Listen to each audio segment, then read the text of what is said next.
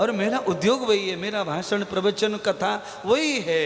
कैसे भी राम का राज्य वापस आए घर घर में, हम सब लोग सामर्थ्यवान बने, धनवान बने, ज्ञानवान बने, स्वास्थ्यवान बने, बुद्धिमान बने, विवेकवान बने और दानवान बने। कुछ दान होवे, कुछ ज्ञान होवे, कुछ ध्यान होवे तो स्वर्ग हो गया। कहीं जाने की जरूरत नहीं है।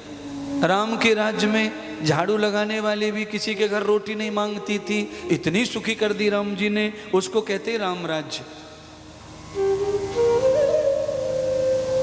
सबका बराबर अधिकार आ जाए उसे राम राज्य कहते। राम जी ने ब्राह्मण से लेकर के एक झाड़ू लगाने वाले, कपड़े धोने वाले को भी अपना दर्जा दिया, बोलने का अधिकार दिया।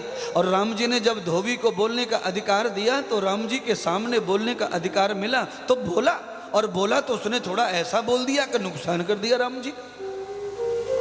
वो तो आरोप कर दिया सीता जी को। तो इसको राम राज्य के, जहां बड़े के सब अधिकार हैं, छोटे का कोई अधिकार नहीं है। यहां कैसे राम राज्य आएगा, कैसे सुख आएगा? बोलिए। 3 दिन से फ्रिज में सड़ा हुआ सामान हम काम वाली को देते हैं, ले ली तेरे बच्चन को ले जाए, और 3 दिन से सड़ रहा फ्रिज में, और ये काम वाली को दे रहे हैं। और ऊपर से एहसान और दिखा रहे हैं, बॉसगिरी और दिखा रहे हैं बड़े होने का, सेठानी और सेठ जी और बन रहे हैं। ऐसे नाटक भागवत को पसंद नहीं है, राम जी को पसंद नहीं है। अगर किसी पे दया करनी है तो ताजा ताजा खिलाओ, जो तुम खाते हो वहां बिठा के खिलाओ, खूब काम करवाओ। कपड़े उतर गए, कपड़े फट गए, कपड़े घिस गए, फिर बांट दिए, उतरे हुए बांट दिए। चलो ठीक है बांट दो।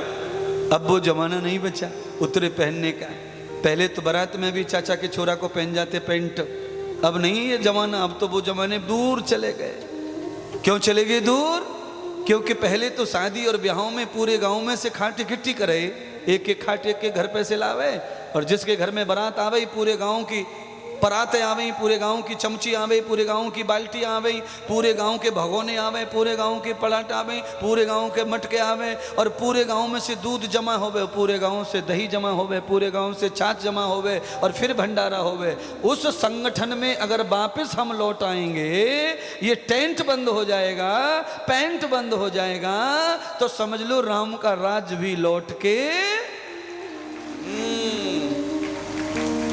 अब तो भैया टेंट पे से आवे सब रो।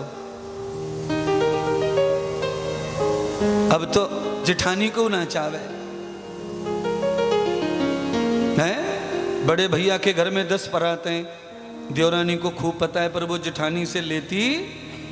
हाँ, जिठानी की परात नहीं चाहिए, चाहे भाड़े 3 गुना चला जाए टेंट वाले का, पर जिठानी की फ्री की नहीं चाहिए। ये हाल है। अब बताओ, जिठानी की परात फ्री में नहीं चाहिए तो ये प्यार करेगी कैसे देवरानी? बताओ, ये प्यार कैसे होगा? इनमें प्यार नहीं हो सकता है।